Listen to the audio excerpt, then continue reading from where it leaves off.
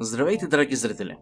I was recently illuminated with the realization that just bursting through someone's wall and dispensing random mineral goods may be considered uncouth. Thus, I have decided to rectify this. While it is a sublime thing to unearth raw gems and precious things from the depths of the lore, like all mineral wealth, they become better when modeled and combined into tools, trinkets, or confections of fancy. And what better fancy than satisfying itches?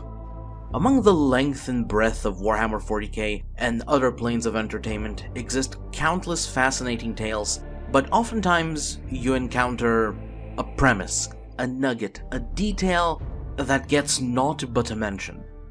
A peculiarity that piques your interest but never surfaces again. I intend to remedy this injustice, per your preference, as thanks for the hospitality of inhabiting your walls. As an example, I have brought this 3-course sample. When the Primaris Marines were introduced, not all chapters accepted them, but that detail has been severely underexplored. Overall, their introduction was hastily narratively swept by.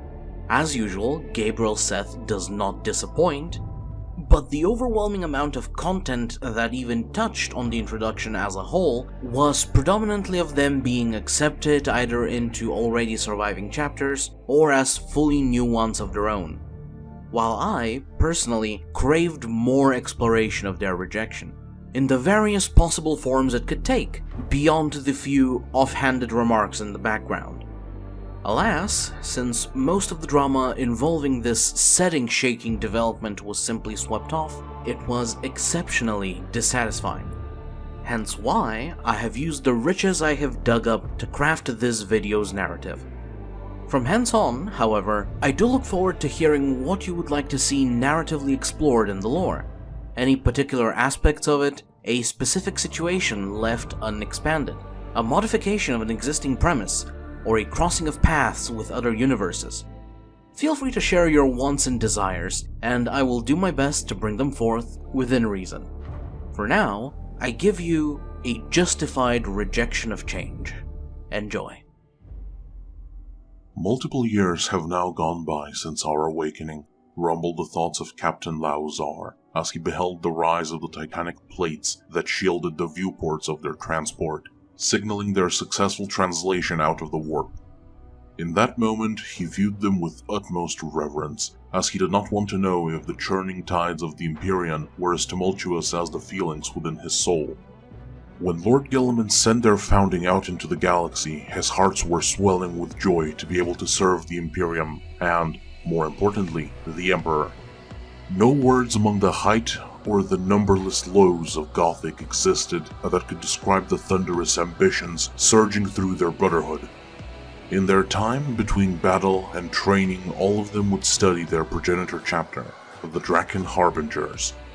Astonished admiration was the least Lauzar could experience after absorbing the information of every event, every campaign, every victory, and every sacrifice recorded in their storied service.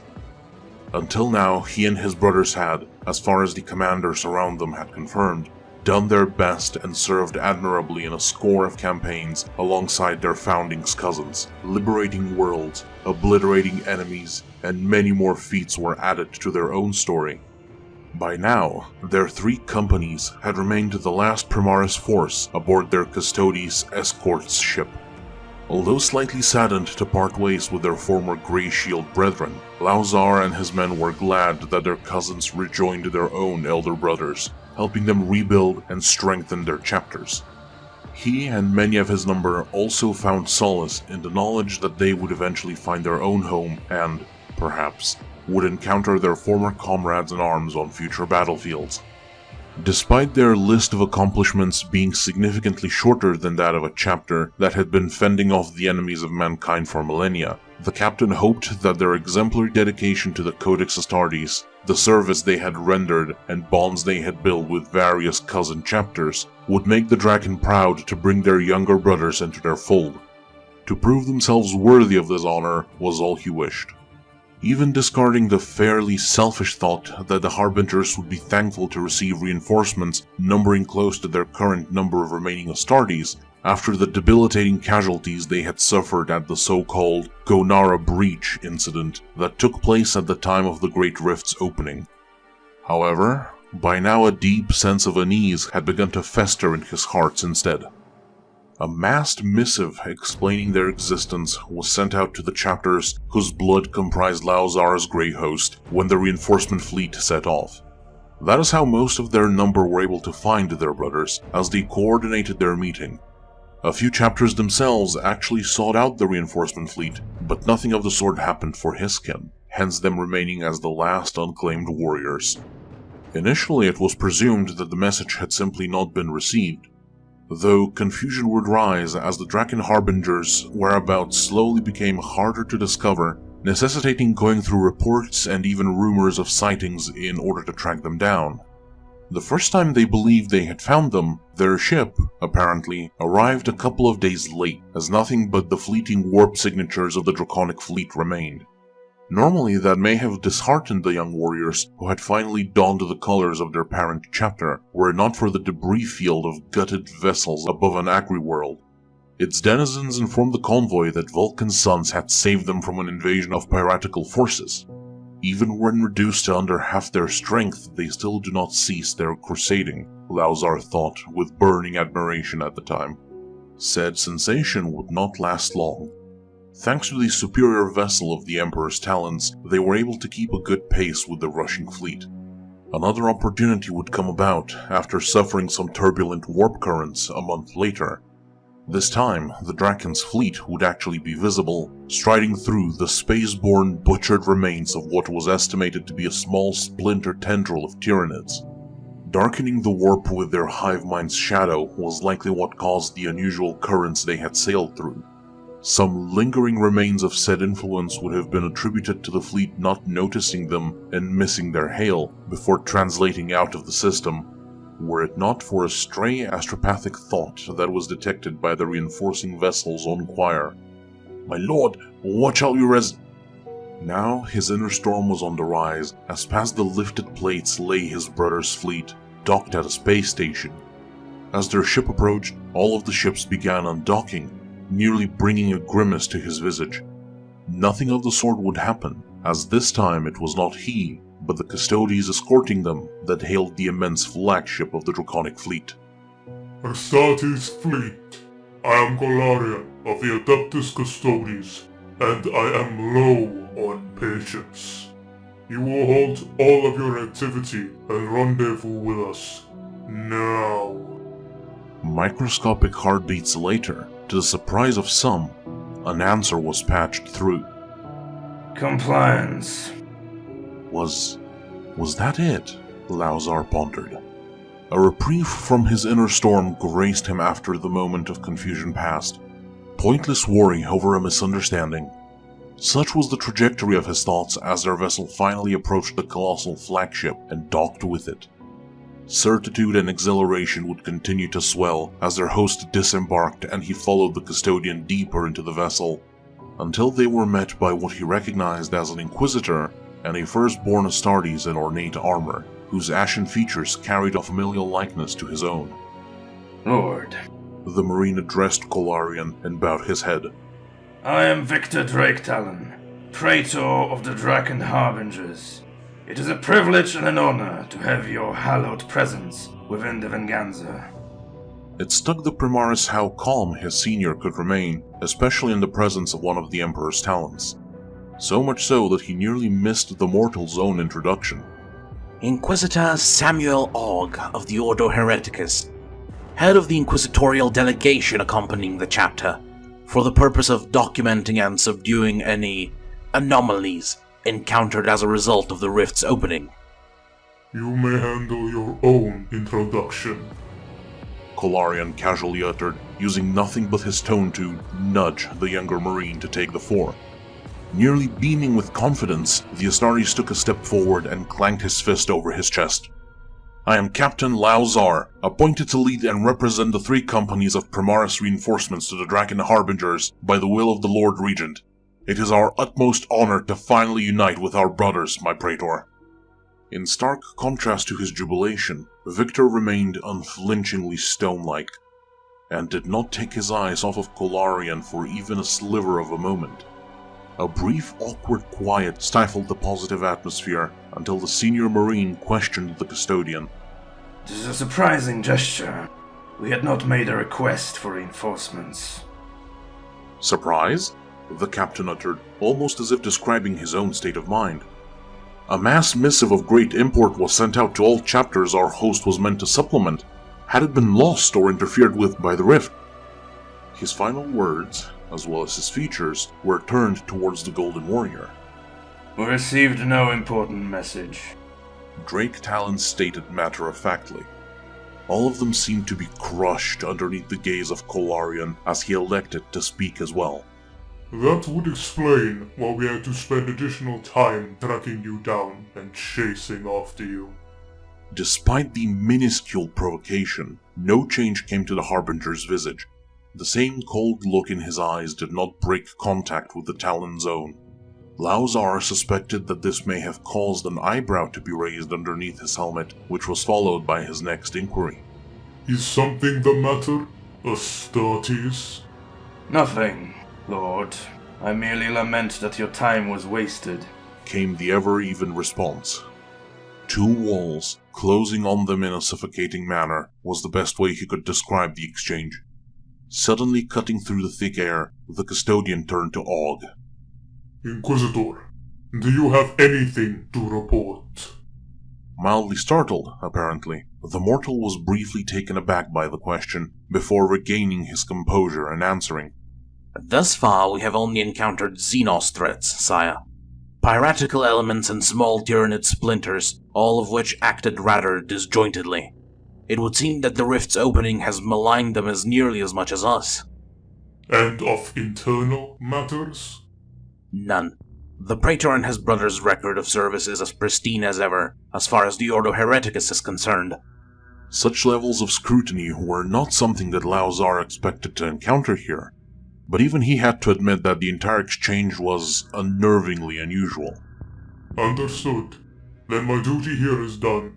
All of your Primaris Marines and the technology needed to produce them will be fully transferred to your custody within the hour.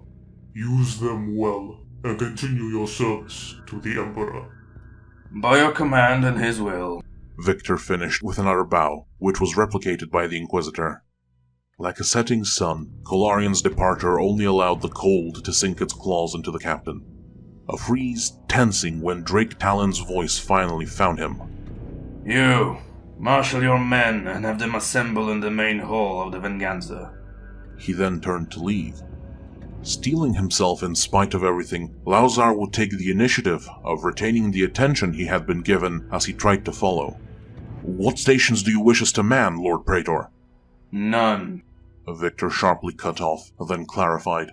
None of you will do anything until you are tested. Unexpected, but having dialogue was progress. Rather than seeking clarification, the younger Marine instead persisted past the remark. I'm certain that we will pass any trial placed before us with a satisfactory result. Over the course of our brief campaign, we have become adept at applying the teachings of the Codex Astartes. Though, should we not have the technology for Primaris recruits installed within your facilities first? Drake Talon halted abruptly, staggering the captain's stride.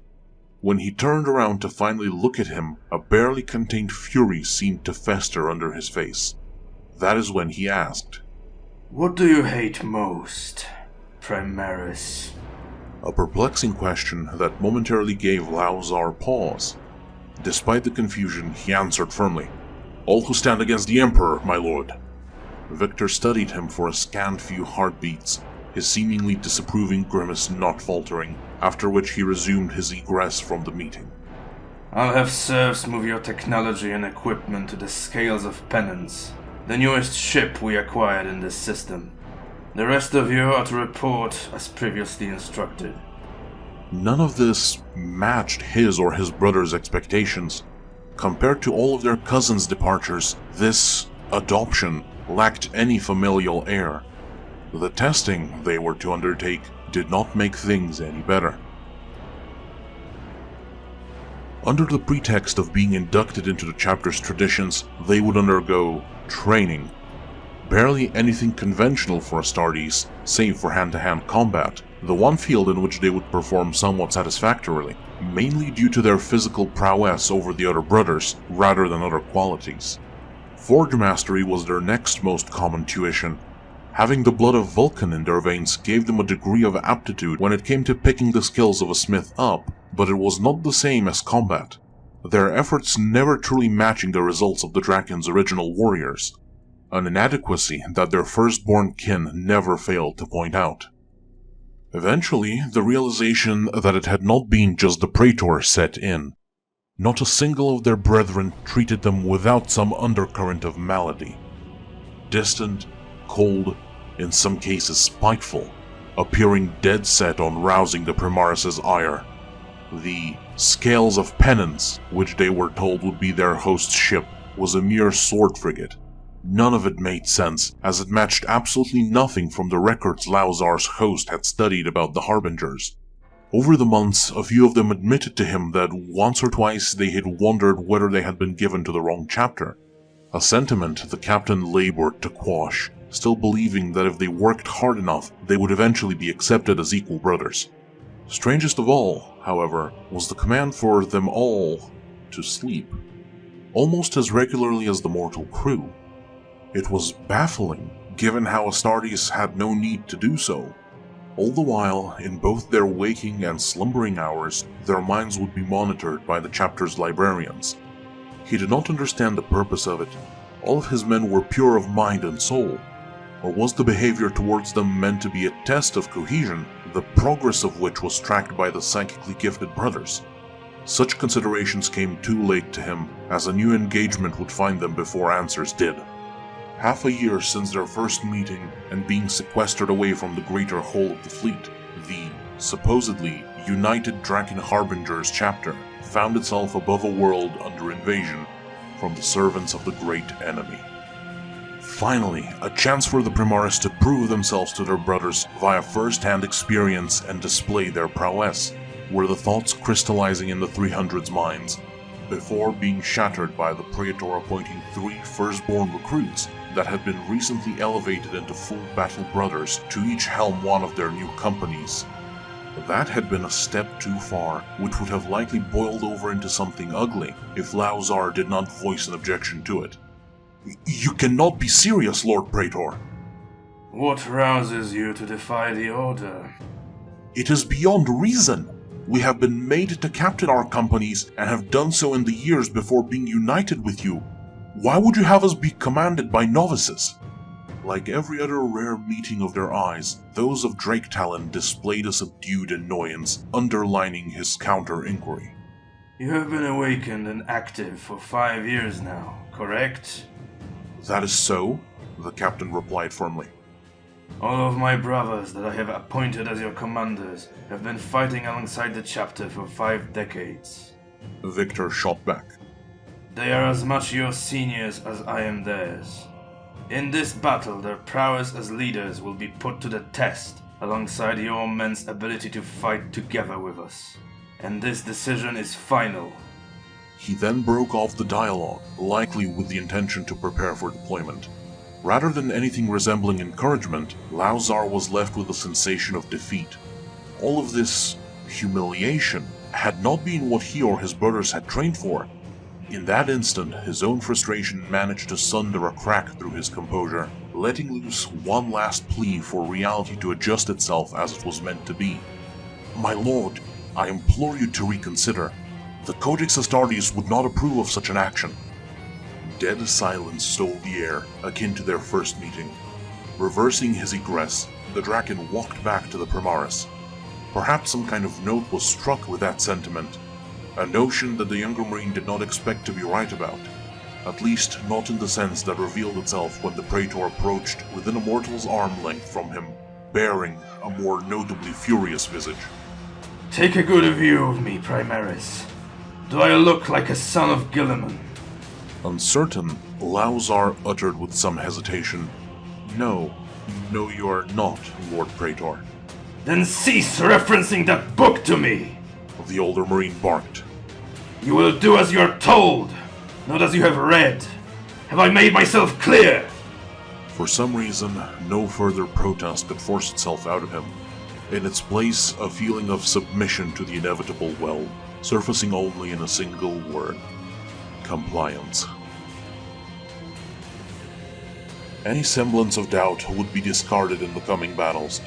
Treasonous mortals, Xenos, pirates, the caliber of foes they had faced at the start of the Indomitus Crusade simply paled in comparison to the fallen Astartes. It was plain to see that Lauzar and his host surpassed the average Marine untouched by chaos when it came to physical attributes, but in the arena of experience they were clearly outmatched. A kernel of regret formed in his mind for opposing the restructuring of their command. Their appointed Draken brothers, despite being newly ascended from their status as scouts, had survived enough engagements against this type of foe to allow the Primaris host under their orders to stand up to the traitor's vile trickery. Even so, he lost brothers that he would avenge as his squad surged to pursue the Chaos Warband's Dark Apostle. "Brother Varanir," the captain voxed their assigned leader upon beheading the last Black Legionary from the squad that had attempted to halt their advance. "We have cornered the target in one of the heretics' held complexes." Good work, came the response. My squad and I are making haste to your position. Try to contain any escape attempts until we reach you. A grimace formed under Lauzar's helmet at those words. "Sir," he firmly retorted, "all of the scum guarding the premises have been dispatched. He is alone in the building and may be attempting to escape via warpish means. We can storm in and end the traitor now." Negative. Varanir shot him down. You lack the necessary skills to directly confront that breed of traitor. I have hailed the Praetor. You are to await my and his squad's arrival within the next 3 minutes. You are not to engage the witch until then. Understood? Yet further demeaning. What sin had he and his brothers committed to have their parent chapter treat them with such contempt? Even after displaying their prowess firsthand against the traitor Astartes, they were still treated in such a humiliating way. He could see no justice in this. A blinding flash through the windows of the building they had cornered broke his train of thought. Gritting his teeth, Lauzar was overwhelmed by a desire to prove their elders wrong. "The heretic may be attempting to escape via sorcery. We're putting an end to him now." No! Do not advance without reinforcements! Tech Marine, bring me that Raptor's jump pack! Primaris, hold your position! Do you— was all Varanir could get through before the captain cut the Vox feed and motioned for his squad to advance. None of them attempted to object to his decision, inclining him to believe that they thought the same as him. Breaking in was no issue, now that the Kur's guards were slain. In short order, the squad narrowed their noose formation around the hall where the Dark Apostle performed some fiendish ritual, causing the very air to stir with unnatural ripples. With a single invisible command hidden in their Vox, the 8 Primaris surged as one, their aim locked on the heretic and their fingers milliseconds from squeezing their triggers. However, in the instant their first bootstep touched the desecrated floor, the word-bearer's hand collapsed itself into a fist, freezing their bodies in place with a rush of etheric wind. Their struggling to break free from this entrapment would be momentarily distracted by the heathen chuckling as he turned to face them. My, if it isn't the little lambs I expected, volunteering for the slaughter. "It's over for you, traitor," Lauzar spat back at him. "Even if we are to fall, the might of the Draken Harbingers is on its way to crush you. You cannot escape." "Escape? My dear cousins, I'm afraid you've got it all wrong." He walked around in front of all of them, flashing a smug, toothy grin as his elucidation continued. "All of the carnage we have unleashed upon this planet, and that you have done upon my followers, has been in service to my main goal, gifting the world to the gods. A gesture on the verge of completion." His free hand reintroduced the rippling reality in the room's center. "With sufficient fuel accumulated, I just needed a suitable sacrifice to make the first tear for the Neverborn to grace us with their presence. A vision of which the Changer of Ways has blessed me with. We are just missing one." With those final words, the bastard's other hand shot up and clenched into another fist, immobilizing another figure just as it crashed through the window pane high up on the hall. glancing as much as his immobilized state could allow, revealed to the captain that the newly entered was Brother Varanir, bearing a hastily modified jump pack. Release me, filth! Your disgusting being will be purged in Vulcan's fire! The Draken roared in his own struggle. But that earned him nothing more than further mockery from Lorgar's pest, who again addressed Lauzar. Rivers of blood for the blood god. 9 fresh offerings for the architect of fate, and given that one's explosive emotion, cutting you all up as he watches should be a suitable delicacy for the prince, while the time taken to accomplish it will please grandfather. Pain ravaged the captain's mind, almost less so because of his capture, but predominantly from the knowledge that Varanir likely had no love to spare for them. Instead of hatred, he would probably be relieved to see them perish. Before any further thought could be processed on the matter, both the Primaris and their captor's attention would be stolen by a sudden crack of stone. What? The word-bearer disbelieved as all of them saw the Harbinger was no longer in the witch's grasp and had fallen to his knee from the air, cracking the floor. How? You should not be able to break the warp's grasp! Giving only a hateful growl in response, Varanir ignited the jump pack and surged forward. In a desperate motion, the heretic turned both of his hands in his direction, summoning more of the Empyrean from what Lauzar could feel, but it was in vain, as the fiery warrior rammed into him, grasping his waist and carrying them both through the hall's wall. Heartbeats after their eviction, the other Astartes regained control of themselves, momentarily stumbling forward from their initially halted momentum. Nothing short of divine intervention could have brought this on, the captain thought, as the rippling in the air ceased and reality reasserted itself. It was not a sight they could enjoy for long, though. Wordlessly, the full squad egressed post-haste, and while expecting victory over the traitor, they were not prepared for the sight that greeted them. Upon the broken street, Varanir pinned down the Dark Apostle's presumed corpse, as the only movement it made were individual twitches, roused by the Draken astride him's punches into its face. Approaching closer revealed that the heretic had no remaining head at this point, with the Harbinger unceasingly pounding bloody bone mulch deeper into the ground. The Primaris exchanged a glance between each other, then returned to observing their brother, with the squad's apothecary stepping ahead of them and calling out, Brother, you can stop. He is dead. Absolutely no reaction, simply continuing with the beating. This detail made the rest of the squad grow weary, tightening the grips on their weapons. Their paler brother neared further and spoke in a firmer tone. Varanir, compose yourself. That is enough. Then grabbed the Firstborn's ascending arm by the wrist and attempted to pull him up on his feet. Sharply spinning with the motion, the Draken's other hand clenched into a fist, which struck the apothecary's head, cracking open his helmet and sending him to the ground. In the very next heartbeat and the thunder of a shot, Varanir himself collapsed backwards, with half of his head exploding due to Lauzar's pistol sending a bolt through his eyelids. Time seemed to slow to a crawl before one of the squad leapt to their fallen and another shouted, What just happened? He is dead, neck broken and skull shattered, reported the examiner of the apothecary. Before their captain's mind could finish processing the situation that had transpired, they were interrupted by the nearby landing of a Thunderhawk. Briskly disembarking it were Victor, the 2 other Astartes delegated to lead the Primaris companies, their assigned squads, and one final brother, bearing the marks of veterancy, who reached to unsheath the power sword at his hip. In the blink of an eye, only an inch of the blade would taste the air as his master seized his wrist. With eyes permanently affixed to Lauzar, the champion protested grimly. I saved him from the invasion of his world. I raised him into our brotherhood. By Vulcan's grace, Lord Praetor, let me avenge him. No. Came Drake Talon's cutting retort. We already strike the line of powerful interests, brother. Do not yield to the fire now, and let me handle it. Grudgingly, the warrior struggled against his superior's grip for a couple of moments, before relinquishing his weapon's shaft and stepping back. Victor, in turn, walked past the still stunned squad and knelt next to the fallen Firstborn, carefully removing his helmet to look down upon what was left of his face. Thoroughly stupefied, the captain briefly shook his head, then turned to address the chapter master. Lord Praetor, something was wrong with Varanir.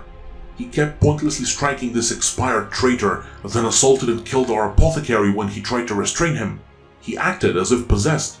Maybe the heretical gem pack he obtained to reach us... It did not. Victor interjected, closing his brother's remaining eye. He was overtaken by the abyssal hate. What I failed to grasp is what a duty spurred it on. Blinking in shock under his helmet, the captain finally allowed his fury to vent at Drake Talon. What is that supposed to mean? Abyssal hate? Is it some matter of gene flaw? Why were none of us told of it? Because you should have known about it if you were truly one of us! Victor snapped back at him. His statement brought no illumination to the Primaris, instigating him to continue. Your words make no sense, brother! I am not your brother! The Praetor barked, standing up and storming up to Lauzar. You have nothing in common with our legion! No memory of kith or kin! No dreams allowing you to relive the darkest moments of our ancestors! And no hatred strong enough to terrify the warp! At last, realization arrived. That is what the librarians had been monitoring his host for all this time. And it was followed by a wound deeper than one weapon could have delivered. Our only relation is that you are an insult to our honor and service. We and all other true Astartes have given our blood and souls for the Imperium since before the Arch-Traitor's rebellion. And now you, tools of the Late One and his pet Magos, daring to profanely claim to have improved upon the Emperor's work, seek to replace us.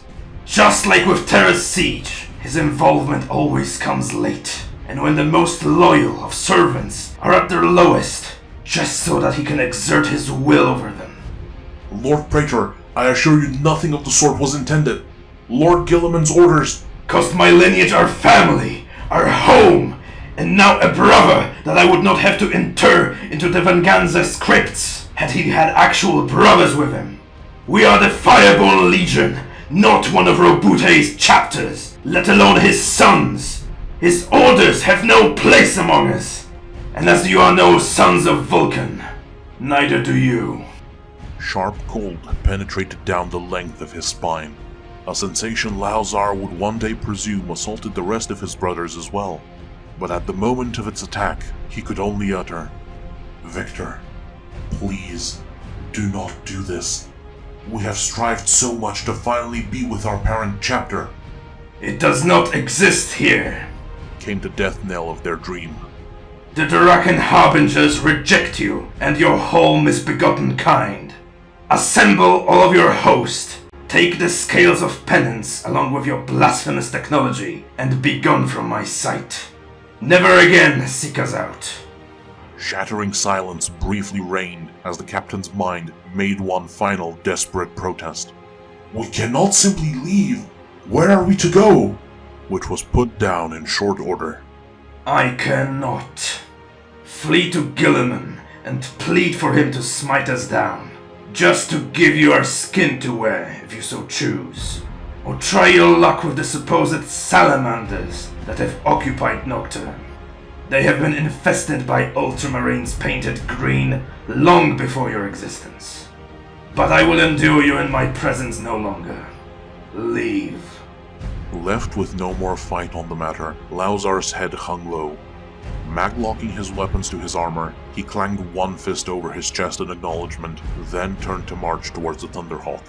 Initially hesitant, the rest of the Primaris mirrored his grim quiet and boarded the gunship, carrying their fallen apothecary and taking off towards the frigate in orbit.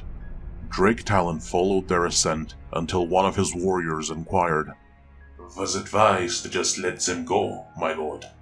What if they do indeed get the Late One's might to bear down on us? Then we shall die with honor. Better we remain true to the Lord of Drakes than allow ourselves to be stolen by the Macragian.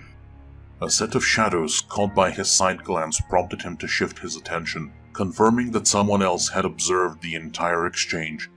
Without a shred of hesitation, the Praetor marched closer to their overseers, stopping just under the ridge they had stationed themselves upon, and uttered, The only orders we acknowledge are those of Vulcan and the Emperor. then came down to one knee, as did all of the Draken Harbingers present, before the looming Inquisitor. I hope that you enjoyed this platter of delving jewels.